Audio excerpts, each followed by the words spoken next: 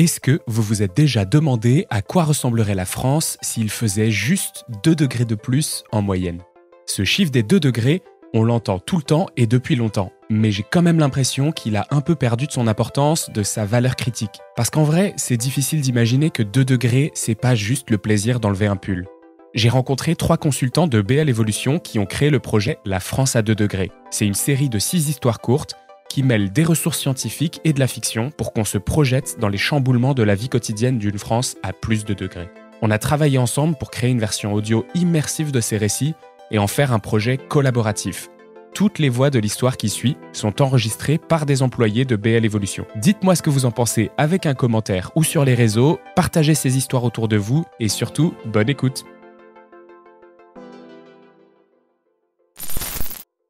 Après pas moins de 22 heures de vol, nous commençons enfin notre descente vers Tahiti.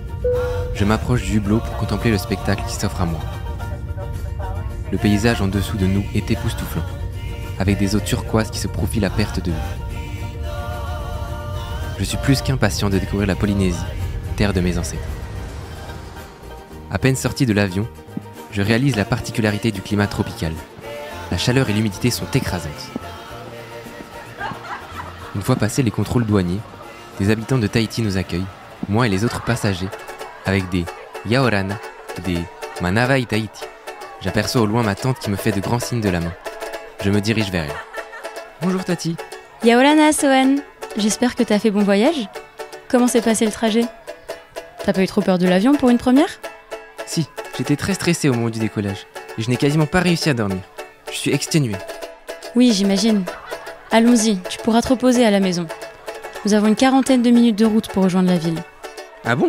Nous ne sommes pas à côté de la ville déjà ? Maman m'a dit que l'aéroport de Tahiti Fara était à 15 minutes de ta maison.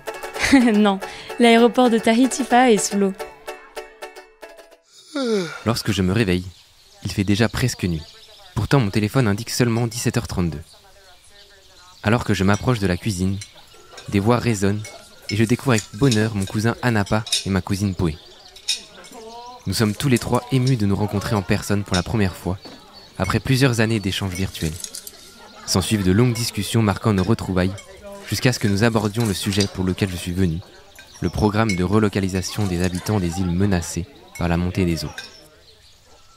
Depuis plusieurs années, la montée des eaux menace les littoraux et les îles basses de la Polynésie française, et avec la multiplication des événements extrêmes, plusieurs villages ont été touchés.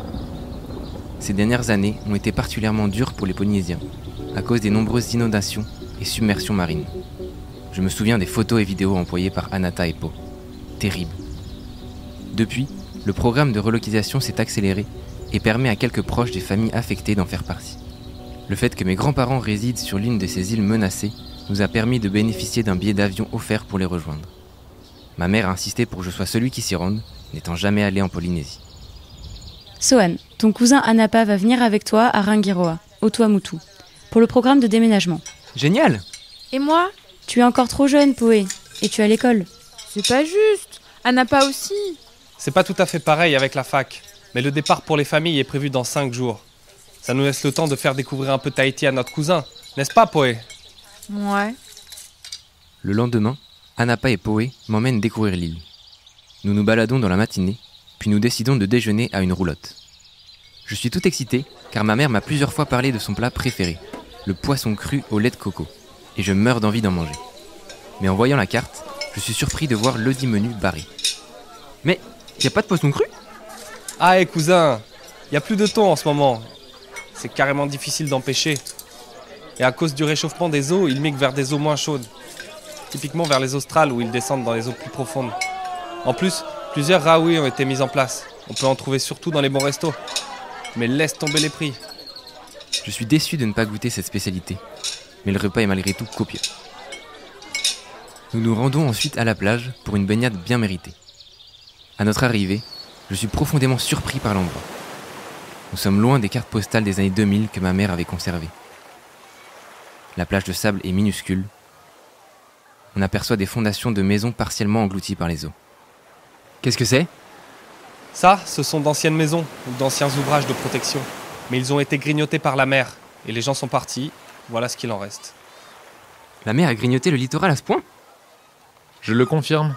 Yaorana Matavai. Tu sais, quand j'étais enfant, la plage s'étirait bien au-delà de cet endroit. Nous nous baignions chaque jour, émerveillés par les couleurs et les somptueuses formes du corail. Les heures s'envolaient alors qu'on jouait dans le sable, en traquant les tupas pour nous amuser.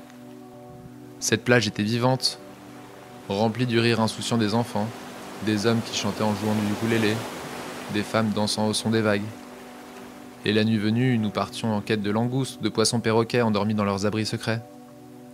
Mais à présent, cette plage est devenue bien triste, un témoignage silencieux des temps révolus, où la mer s'amusait avec nous et la plage était notre terrain de jeu. Sur ces mots, l'homme s'éloigne. Quelques minutes plus tard, munis de masques et de tubas, nous plongeons dans le lagon au reflet bleu. Les rayons du soleil filtrent à travers la surface de l'eau, créant un jeu de lumière scintillante qui danse sur le sable fin en dessous. Je commence à nager, explorant les profondeurs. Cependant, alors que je m'avance vers les premiers coraux, un spectacle triste et poignant se dessine sous mes yeux. Je comprends alors les paroles du vieil homme. Une sorte de cimetière de débris coralliens blanchis, recouverts d'algues marron, défile sous l'eau. Malgré cette désolation, j'aperçois quelques poissons noirs, apportant un peu de vie au lagon. D'un coup, le fond marin s'assombrit. Je relève ma tête hors de l'eau et découvre de gros nuages dans le ciel, cachant le soleil. Je décide de faire demi-tour et aperçois Poé sur les bords de la plage. Je sors à peine de l'eau qu'il commence à tomber quelques gouttes, puis les gouttes deviennent plus grosses, jusqu'à se transformer en cascades tombant du ciel. Anapa nous rejoint et nous courons vers la voiture nous abriter. Nous sommes tous les trois trempés jusqu'aux os. Waouh, ça c'est de la pluie. Cousin, c'est normal ça pour nous. On est en pleine saison des pluies. Installé dans la voiture, je commence à questionner mes deux cousins sur l'état des coraux. Anapa et Poé n'ont pas l'air surpris par leur lagon, mais je comprends qu'ils n'ont jamais vraiment connu l'autre fois dont parlait le vieillard. Anapa, impliqué dans une association de protection des coraux, m'explique que la majorité des coraux du lagon meurent, en raison de l'augmentation de la température de l'eau et de l'acidification des océans. Néanmoins, il m'assure qu'ils arrivent à en restaurer grâce à des potagers sous-marins et qu'il me montrera ça une prochaine fois. Mais du coup, ce n'est pas impactant pour la pêche locale? S'il y a moins de coraux vivants, il y a moins de poissons, non? Si, carrément, c'est très dur. Notre activité économique qui reposait autrefois sur la perliculture s'est effondrée à partir des années 2000. Soudain, la discussion est brutalement interrompue, tout comme le mouvement de la voiture qui s'immobilise brusquement. Devant nous, un torrent d'eau nous coupe la route, résultat des trombes de pluie. Anapa décide tout de même de passer à travers avec son gros 4x4. Ah, il va y avoir encore des inondations et les rivières vont déborder à ce rythme-là. Ça arrive souvent? Oui, pendant la saison des pluies, il peut pleuvoir tellement en quelques minutes. Mais tu vas voir, ça dure jamais très longtemps. Effectivement, quelques minutes plus tard, les nuages commencent à se dissiper, révélant à nouveau le ciel bleu et le soleil. J'ouvre ma fenêtre, et d'un coup, une odeur de terre mouillée se mélange à celle de l'air salin de la mer, créant une atmosphère rafraîchissante et humide. J'aperçois des enfants riant et sautant dans des flaques d'eau au bord de la route. Parfois, certaines maisons au bord de la mer ont l'air abandonnées, les toits de tôle partiellement arrachés. J'imagine que leurs habitants ont dû quitter les lieux.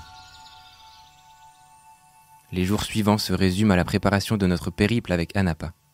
De toute façon, il ne fait pas beau ou il pleut, ce qui limite les sorties. Le lundi matin, à l'aube, ma tante nous conduit, Anapa et moi, au port de Papeete, où nous prendrons bientôt le bateau qui nous amènera à Rangiroa. Après d'émouvants au revoir et la validation de nos billets, nous montons à bord de l'imposant navire, spécialement prévu pour accueillir toutes les familles relocalisées ainsi que leurs affaires. Passé quelques heures, nous voilà perdus dans l'immensité de l'océan Pacifique, en direction des Tuamotu et de ses nombreux atolls. La journée s'étire interminablement, d'autant plus pénible en raison de mon mal de mer persistant. Anapa se moque de moi, m'affublant du surnom Farani.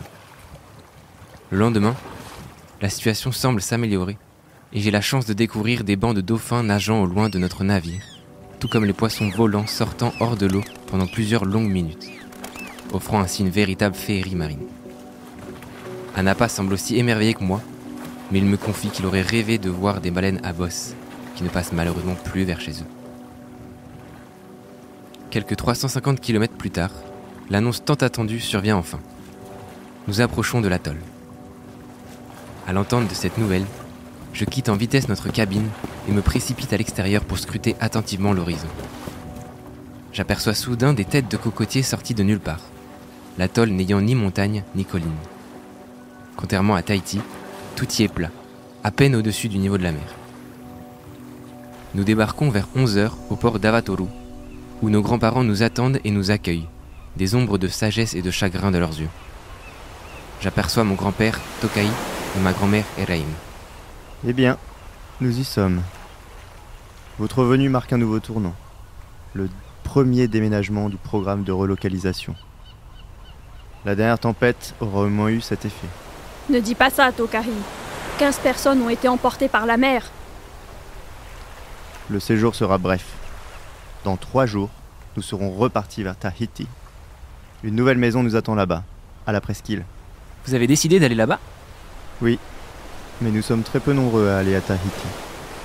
Les Paumotu préfèrent aller aux Marquises, plus préservées, plus sauvages. Mais c'est à leurs dépens. Et vous ? Pourquoi vous avez décidé de venir à Tahiti ? Nous n'avons pas vraiment le choix si nous voulons bénéficier d'une nouvelle maison. Pour l'instant, le premier site de la relocalisation est là-bas. L'océan fait partie de notre identité culturelle depuis toujours. Nous devons nous adapter à lui. Adaptation ? L'adaptation signifie-t-elle abandonner nos ancêtres ? Notre histoire, notre tradition, notre fénois. Chacun de ces mots semble peser des tonnes. La tension dans l'air est palpable. Et la douleur de la séparation imminente, insoutenable. Nous nous installons à nouveau dans un bateau, cette fois-ci beaucoup plus petit. L'air salin chatouille nos narines, tandis que nous naviguons vers un autre motu. Voici l'ancien aérodrome de l'atoll et ses 2 km de piste. Et je n'aperçois qu'un morceau de piste, complètement rongé. Le reste étant submergé. De l'autre côté de la rive, une immense digue se tient encore debout. Le déménagement du village est le tout dernier recours. Avant cela, toutes les solutions possibles ont été tentées. Nous avons barricadé nos rives de blocs de pierre et de brise-lames. Nous avons érigé des digues. Nous avons planté des jojo à la place des haito pour mieux nous protéger des vents du sud, les mara-amu. Nous avons surélevé les farés, puis nous avons déménagé les farés les plus exposés une première fois, puis une seconde. Nous passons sur la mythique passe de Tiputa. Et puis, il y a l'explosion de la démographie. Jusqu'aux années 2035, la population n'a fait que croître. Les villages se sont densifiés, ce qui a augmenté le nombre d'habitations exposées en zone submersible. Sans oublier les touristes, venant des 4 coins du monde, leurs allers-retours incessants en avion, jusqu'à 5 fois par jour. En même temps, nos eaux étaient classées parmi les plus belles, les plus riches au monde. Nous étions déjà connus mondialement pour la plongée, mais ça s'est vraiment corsé lorsque les pubs ont incité à venir plonger ici avant la disparition de l'atoll. Et tout le monde s'est empressé de venir ici. Qu'est-ce qui s'est passé ensuite ? Oh, il ne reste plus grand-chose de cette époque. Et la quasi-totalité des hôtels et pensions ont mis la clé sous la porte. Les événements climatiques à répétition ont eu raison du tourisme de masse. Vent fort, tempêtes, inondations, sécheresse. Nous ne disposons pas d'eau courante ici. Et lorsque les sécheresses ont été particulièrement intenses, des tensions ont fréquemment éclaté entre les natifs et les hôtels qui monopolisaient d'énormes réserves d'eau. Très souvent, nous ne pouvions pas prendre de douche pendant plusieurs jours. Mais le pire, c'est lorsque nous devions faire face aux pénuries d'eau et d'essence, faute de livraison des ravitaillements par bateau. Un court silence s'installe. Je pense à nos sécheresses en métropole, que j'ai toujours connues. Et je me demande ce que ça doit être de vivre la dégradation de ces conditions de vie sur plusieurs décennies. Oh, nous arrivons à notre camp temporaire. Vous allez pouvoir aider à charger toutes nos affaires pour les emmener sur le bateau. Le lendemain, nous nous rendons à Tiputa, où les préparatifs pour la relocalisation se poursuivent. Plusieurs habitations abandonnées sont encore là. Le vent siffle à travers leurs portes béantes et persiennes cassées. Les toits s'affaissent, les planchers ont disparu, tout est envahi par la végétation. Au bord de la mer, des blocs de béton et des graviers sortent du sable. Ce sont des fondations de maisons d'avant. Des arbres et des cocotiers aux racines apparentes jonchent la berge. Nous marchons ensuite jusqu'à la petite maison sur pilotis, là où mes grands-parents ont vécu toute leur vie, avant d'habiter temporairement dans le village voisin. À travers les fenêtres de la maison, je découvre des meubles surélevés sur des plateformes, des murs couverts d'une fine couche de moisissure et des fils électriques suspendus au plafond. Mes grands-parents demeurent silencieux. mais des larmes coulent de leurs yeux. Je décide de m'aventurer un peu plus loin avec Anapa, laissant mes grands-parents seuls. Nous apercevons une église au fronton rouge, impossible à rejoindre sans se mouiller les jambes. Nous décidons de remonter le moto. Pendant notre marche, des dialogues et des pleurs déchirants emplissent l'air. Nous apercevons les derniers habitants qui se préparent à quitter leur maison, leurs racines, leurs souvenirs.